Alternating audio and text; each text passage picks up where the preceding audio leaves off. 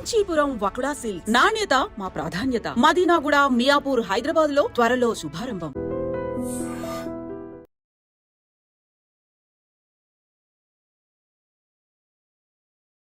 సంతోషం అధ్యక్ష. తెలంగాణ కవి రాసినటువంటి పాట స్వీకరించడం అందరికి సంతోషం.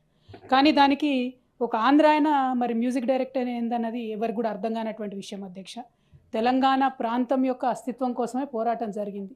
దానికి మరి మన దగ్గర మ్యూజిక్ డైరెక్టర్లే లేనట్టుగా ఒక కీరవాణి గారిని తీసుకొచ్చి దానికి మ్యూజిక్ డైరెక్షన్ అన్నది చాలా సోషల్ మీడియాలో, మాధ్యమాల్లో అంతటా కూడా అభ్యంతరం వ్యక్తమవుతున్నటువంటి విషయం అధ్యక్ష. అట్లానే తెలంగాణ తల్లి విగ్రహ అధికార స్వీకరణ రాష్ట్ర విశిష్ట గుర్తింపును, సమ్మిళిత స్ఫూర్తిని మరింత పటిష్టపరుస్తుందని చెప్పినారు అధ్యక్ష. ఇక్కడ ఒక రిక్వెస్ట్ ఏంటంటే, తెలంగాణ తల్లి ఉద్యమ సందర్భంలో వేలాదిగా పెట్టుకున్నాం అధ్యక్ష. అందులో తమ్మర్ పాల్గొన్నారు, కోదండరాం సార్ పాల్గొన్నారు, జూపల్లి కృష్ణారావు గారు పాల్గొన్నారు. ఇక్కడ ఉన్నటువంటి అనేక మంది పెద్దలు కూడా ఉద్యమంలో సమ్మిళితమై, సీతక్క గారు కూడా ఆనాడు నిరాహార దీక్ష చేసారు. ఒకరు కాదు, ఇద్దరు కాదు. తెలంగాణ తల్లికి దండ అయినటువంటి వ్యక్తి తెలంగాణలో లేరు అధ్యక్ష.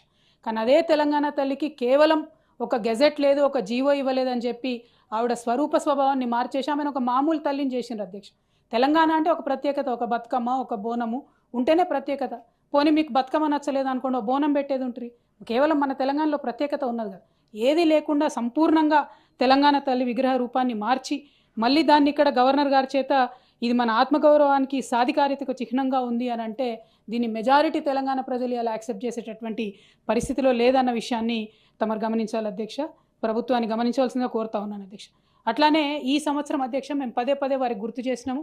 దాశరథి గారు అధ్యక్ష చాలా గొప్ప కవి. ఎందుకంటే సంస్కృతి సాంప్రదాయాల మీదనే గవర్నర్ గారు ఫోకస్ చేసినారు కాబట్టి ఈ సూచన చేస్తూ ఉన్నాం అధ్యక్ష. వారి శత జయంతి సంవత్సరం అధ్యక్ష. నా తెలంగాణ కోటి రతనాల వీణ అని ఆనాడు మా నిజామాబాద్ జైలు గోడల మీదనే బొగ్గుతో రాసినటువంటి గొప్ప కవి అధ్యక్ష. తను స్వాతంత్ర సమరయోధుడు. ఇది వారి శత జయంతి సంవత్సరం అధ్యక్ష.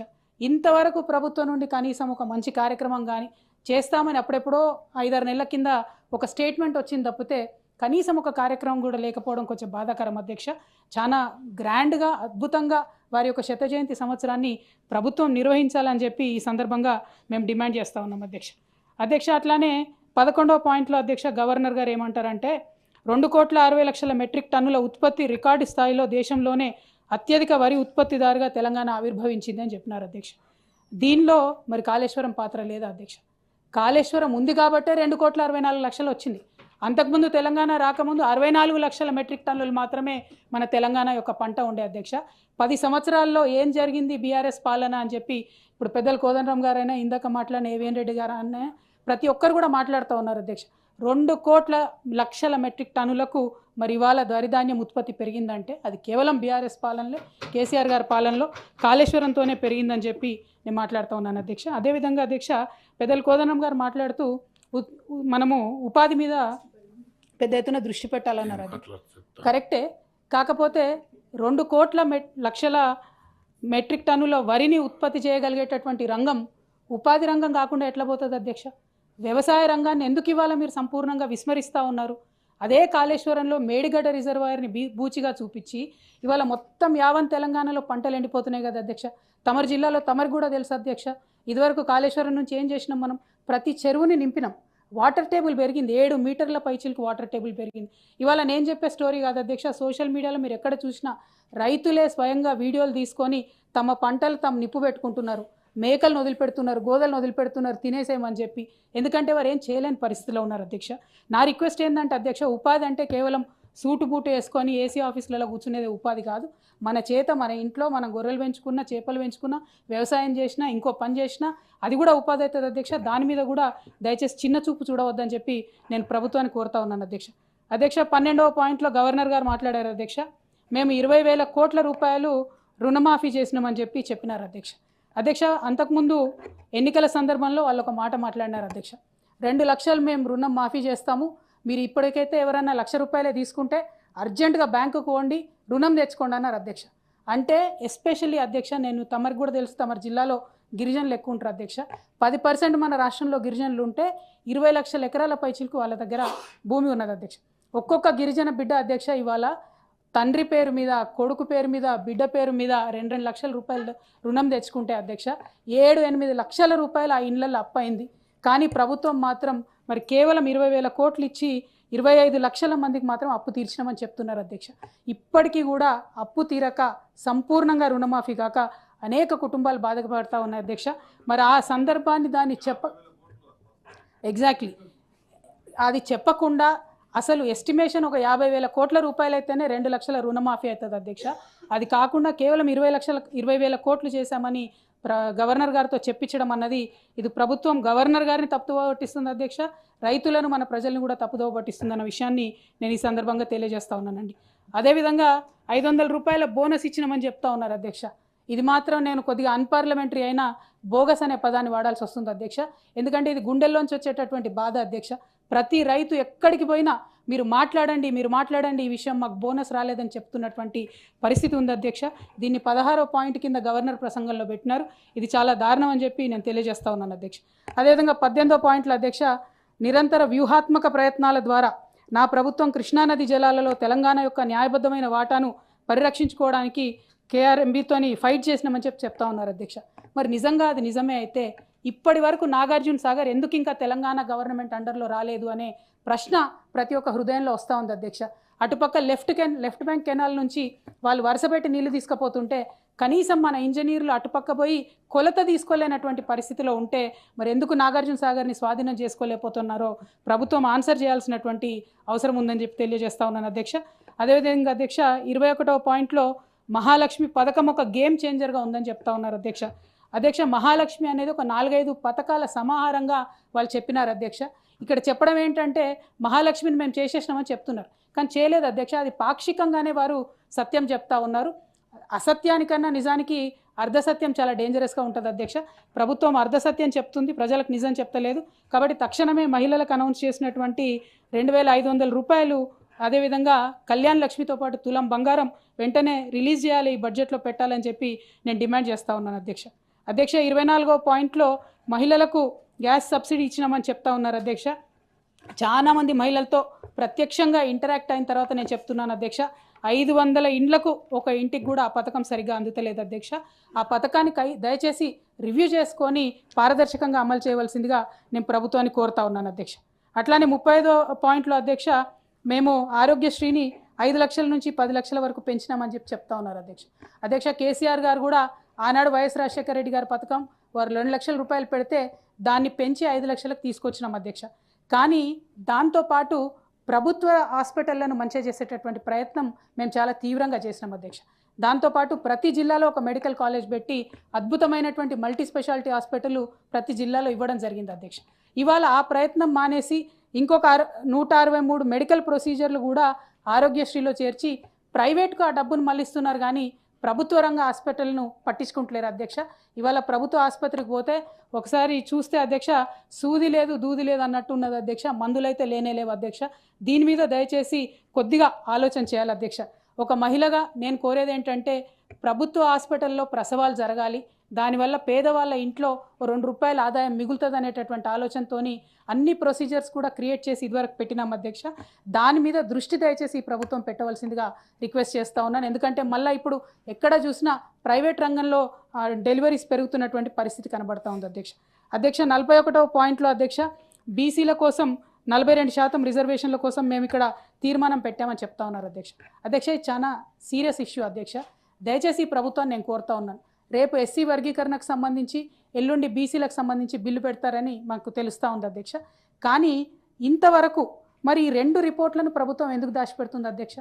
డెడికేటెడ్ కమిషన్ వేసినారు, ఆ రిపోర్ట్ ఎందుకు ఇంతవరకు మరి అసెంబ్లీలో పెట్టడం లేదు? మీరు జనాభా లెక్కలు చేసినామంటున్నారు, కులాల వారీగా ఎందుకు ఆ డీటెయిల్స్ అసెంబ్లీలో పెట్టడం లేరు? గ్రామ పంచాయతీల వారీగా ఎందుకు ఆ డీటెయిల్స్ పెడతలేరు? ఆ విషయాన్ని దయచేసి సీరియస్గా తీసుకోవాలి అధ్యక్ష. బిల్లు పెట్టే లోపల కనీసం ఈరోజు రేపో అసెంబ్లీలో టేబుల్ చేయాలని చెప్పి నేను డిమాండ్ చేస్తూ ఉన్నాను అధ్యక్ష. అట్లానే 42వ పాయింట్లో జస్టిస్ షమీమ్ అఖ్తర్ కమిషన్ సిఫార్సు ఆధారంగా ఎస్సీ ఉపవర్గీకరణ చేస్తున్నామని చెప్తున్నారు అధ్యక్ష. ఆ షమీమ్ అఖ్తర్ గారి రిపోర్ట్ కూడా దయచేసి టోటల్ రిపోర్టు అసెంబ్లీలో పెట్టాలి అధ్యక్ష. ఇక్కడ కూర్చున్న వాళ్ళందరం కూడా అంతో ఇంతో చదువుకున్న వాళ్ళమే, ప్రజా సమస్యల పట్ల అవగాహన ఉన్న వాళ్ళమే అధ్యక్ష. ఆ రిపోర్టు సంపూర్ణంగా చదివితే ఇంకా సాధికారికంగా సూచనలు చేసేటటువంటి అవకాశం ఉంటుంది, కాబట్టి వాటిని పెట్టమని చెప్పి మేము డిమాండ్ చేస్తూ ఉన్నాం అధ్యక్ష. 47వ పాయింట్లో దావోస్లో జరిగిన ఆర్థిక ఫోరంలో 49,500 కోట్ల మందికి ఉద్యోగాలు కల్పిస్తూ 1,78,000 కోట్ల పెట్టుబడులు వచ్చాయని చెప్పడం జరిగింది అధ్యక్ష. అయితే అధ్యక్ష క్రితం సంవత్సరం కూడా 40,000 కోట్ల రూపాయల పెట్టుబడులు వచ్చినాయని చెప్పినారు అధ్యక్ష. దానికి సంబంధించి ఒక వైట్ పేపర్ ఇవ్వాల్సిందిగా మేము డిమాండ్ చేస్తూ ఉన్నాం అధ్యక్ష. ఎందుకంటే ప్రధాన పత్రికలలో మరి పరిశ్రమలు మనల్ని వదిలిపెట్టి తమిళనాడుకు, గుజరాత్కి, కర్ణాటకకి పోతున్నట్టుగా తెలుస్తూ ఉంది అధ్యక్ష. అందుకోసమని ఈసారి వచ్చిన పెట్టుబడులు, క్రితం సారి వచ్చిన పెట్టుబడులకు సంబంధించి బడ్జెట్లో అన్న కొంత వైట్ పేపర్ పెట్టాలని డిమాండ్ చేస్తూ ఉన్నాం అధ్యక్ష. అధ్యక్ష 53వ పాయింట్లో మన భూమాత గురించి చెప్పినారు అధ్యక్ష. అయితే ఇక్కడ అధ్యక్ష ఒకటి దయచేసి మనం గమనించుకోవాలి. ఇవాళ ఓవరాల్ మార్కెట్ సెంటిమెంట్ చూసినా, రియల్ ఎస్టేట్ చూసినా, రిజిస్ట్రేషన్లో వచ్చేటటువంటి ఆదాయం చూసినా అధ్యక్ష 33% పడిపోయింది. నిజంగానే భూమాత అనేటటువంటిది ఒక రెవల్యూషనరీ స్కీమ్ అయితే, విఆర్ఎల్ఎన్ మళ్ళా ప్రవేశపెట్టడం ఒక మంచి స్కీమ్ అయితే, ఎందుకు ఇవాళ ప్రజల్లో ఒక అభద్రత ఉందనేటటువంటి అంశం అందరం కూడా దయచేసి ఆలోచన చేసుకోవాలి అధ్యక్ష. అట్లానే ఆనాడు ఏం చెప్పినారు, మీరు ఎల్ఆర్ఎస్ కట్టకండి, బీఆర్ఎస్ పోతుంది, మేము వచ్చినాక ఎల్ఆర్ఎస్ మాఫీ చేస్తామన్నారు. మళ్ళీ ఇప్పుడేమో ఎల్ఆర్ఎస్ కట్టమని చెప్తున్నారు. దానికేమో అత్యవసరగా ఎవరు కూడా రానటువంటి పరిస్థితి ఉన్నది, ఆదాయం 0 అన్నటువంటి పరిస్థితి ఉన్నది. ఒక పక్క ప్రజలకు ఇచ్చిన మాటను తప్పుతూ ఉన్నారు, ప్రభుత్వానికి వచ్చే ఆదాయాన్ని కూడా గండి కొడుతూ మళ్ళీ ఇవాళ ప్రభుత్వ భూములు వేలం వేయాలని చెప్పి ఒక ప్రక్క ప్రయత్నం, ఇంకొక పక్క హైడ్రాతో విధ్వంసం మాత్రం కంటిన్యూస్గా చేస్తూ ఉన్నారు అధ్యక్ష. ఇది కరెక్ట్ కాదు. దీన్ని గవర్నర్ ప్రసంగంలో తమరు పెట్టడం, దాని తర్వాత ప్రభుత్వాన్ని, ప్రజల్ని తప్పుదోరు పట్టిస్తున్నారని చెప్పి నేను భావిస్తూ ఉన్నాను అధ్యక్ష. అధ్యక్ష చివరిగా ఇక 60వ పాయింట్లో అధ్యక్ష జనరల్గా మన శాసన మండలి పేరు ఎవరు ఎత్తారు అధ్యక్ష, శాసనసభ పేరు ఎత్తుతారు. ప్రత్యేకించి గవర్నర్ గారు మాత్రం ఇక్కడ మాట చెప్పినారు అధ్యక్ష. బడ్జెట్ కేవలం అంకెల కూర్పు మాత్రమే కాదు, భవిష్యత్తు కోసం ప్రభుత్వ ప్రాధాన్యతలు, విజన్ల ప్రతిబింబం. మన పాలసీలు, కార్యక్రమాలు, సంక్షేమ చర్యలు తెలియజేసే ఒక ఆర్థికపరమైన నమూనా. అందువల్ల శాసనమండలి సభ్యులు అత్యంత ఆసక్తితో, శ్రద్ధతో బడ్జెట్ చర్చలో తప్పనిసరిగా పాల్గొనాలి అన్నారు అధ్యక్ష. మరి బడ్జెట్ మీద చర్చ ఎన్ని రోజులు పెడుతున్నాం అధ్యక్ష మనం మండలిలో? ఒకరోజు బడ్జెట్ మీద చర్చ, ఒకరోజు మొత్తం పద్దుల మీద చర్చ. ఒకరోజు మొత్తం పద్దుల మీద చర్చ అంటే ఇంతమంది సభ్యులకి అసలు అవకాశం ఎట్లా వస్తుంది అధ్యక్ష? మనిషికి 2 నిమిషాలు కూడా మాట్లాడే ఆస్కారం ఉండదు. Budget is a complex issue అధ్యక్ష. దయచేసి తమరు ఫైట్ చేసి మా తరఫున కొంచెం సమయం పెంచి బడ్జెట్ మీద ఎక్కువ టైం తీసుకోవాల్సిందిగా నేను కోరుతా ఉన్నాను అధ్యక్ష. అధ్యక్ష చివరిగా మీరు ఏమనుకోకుంటే ఒక మాట చెప్తాను అధ్యక్ష. తమరు ఇందాక మా బీఆర్ఎస్ పార్టీ సభ్యుడి పైన కొంత సంయమనం కోల్పోయి నీ న్యూసెన్స్ అని అన్నారు అధ్యక్ష. ఆ న్యూసెన్స్ అనే పదాన్ని అది కరెక్ట్ కాదు. తమరు నాకన్నా చాలా సీనియర్ అధ్యక్ష, మీకు చెప్పేంతటి దాని కాదు. ఆ పదాన్ని మాత్రం దయచేసి తొలగించవలసిందిగా మిమ్మల్ని రిక్వెస్ట్ చేస్తా ఉన్నాను. గౌరవ సభ్యురాలు మీరు కూడా అర్థం చేసుకోవాలా అధ్యక్ష, ఎప్పుడు కూడా ప్రతి సభ్యుడు మాట్లాడినప్పుడు ఒకే వ్యక్తి క్రాస్ టాక్ చేస్తూ అది చేయడం అనేటువంటిది కరెక్ట్ కాదు. అబ్సల్యూట్లీ అగ్రీడ్ అధ్యక్ష. కాకపోతే ఆ పదం మాత్రం తొలగించవలసిందిగా నా రిక్వెస్ట్. ఒకవేళ అన్పార్లమెంటరీ అయితే I will delete it. Definitely. ఇక చివరిగా ఒకటే అధ్యక్ష, జనరల్గా అధ్యక్ష ప్రతి ఒక్కరికి కూడా అధ్యక్ష ఫ్రీడమ్ ఆఫ్ స్పీచ్ ఉంటుంది కదా అధ్యక్ష. మీరు అదే మాట్లాడుతున్నారు, మర్యాద ఉండదు, పద్ధతి కాదు అది. నేను వారు మాట్లాడినారు అన్న తమరు ఆలోచించండి అధ్యక్ష. ఆలోచించి అన్పార్లమెంటరీ అయితే దయచేసి డిలీట్ చేయండి అధ్యక్ష. అట్లానే చివరిగా ఒక విషయం చెప్పి ముగిస్తాను అధ్యక్ష. జనరల్గా జీవితంలో ప్రతి ఒక్కరు ఎవరు మాట్లాడినా అన్పార్లమెంటరీ వర్డ్స్ ఉంటే I will delete it. Absolutely sir, absolutely. గొప్ప గొప్ప కథల్లో మన పాత్ర ఉండదు అధ్యక్ష అందరికీ కూడా. కానీ ఎవరికి వారు మన కథ గొప్పగా ఉండేలా చూసుకోవాలి అధ్యక్ష. ఈ ప్రభుత్వాన్ని లీడ్ చేస్తున్నటువంటి గౌరవ ముఖ్యమంత్రి గారికి అతి గొప్ప ఉద్యమం అయినటువంటి, ప్రజాస్వామిక ఉద్యమం అయినటువంటి తెలంగాణ ఉద్యమంలో వారి పాత్ర లేదు అధ్యక్ష. కాబట్టే వారు తీసుకునే అనేకమైన నిర్ణయాలు తెలంగాణ ప్రజల పక్షాన ఉంటలేవు, వారి మనోభావాల్ని హర్ట్ చేసే విధంగా ఉన్నాయని చెప్పి నేను భావిస్తూ ఉన్నాను అధ్యక్ష. అందులోనే తెలంగాణ తల్లి కావచ్చు, ఇంకోటి కావచ్చు అనేకమైన అంశాలు వారు తెలంగాణ ప్రజల మనోభావాలు దెబ్బతినే విధంగా వ్యవహరిస్తున్నారని చెప్పి నేను భావిస్తూ ఉన్నాను అధ్యక్ష. ఇక చివరిగా అధ్యక్ష, తెలంగాణ అంటేనే గంగా జమున తహజీబ్ అని చెప్తాం అధ్యక్ష. ఇప్పుడు రంజాన్ మాసం కూడా నడుస్తూ ఉంది అధ్యక్ష. మరి ఇట్లా నడుస్తున్నటువంటి సందర్భంలో కూడా మొన్న వచ్చిన ఎమ్మెల్సీలో కూడా ఒక మైనారిటీకి ప్రాధాన్యత ఇవ్వలేదు. ఇప్పుడున్న మంత్రివర్గంలో కూడా ఒక మైనారిటీ లేరు, ఒక ఎస్టీ లంబాడా లేరు. ఉమ్మడి ఆంధ్రప్రదేశ్ చరిత్రలో కూడా ఏనాడు మంత్రివర్గంలో మైనారిటీ లేకుండా, ఎస్టీ లంబాడాస్ లేకుండా మంత్రివర్గం లేదు అధ్యక్ష.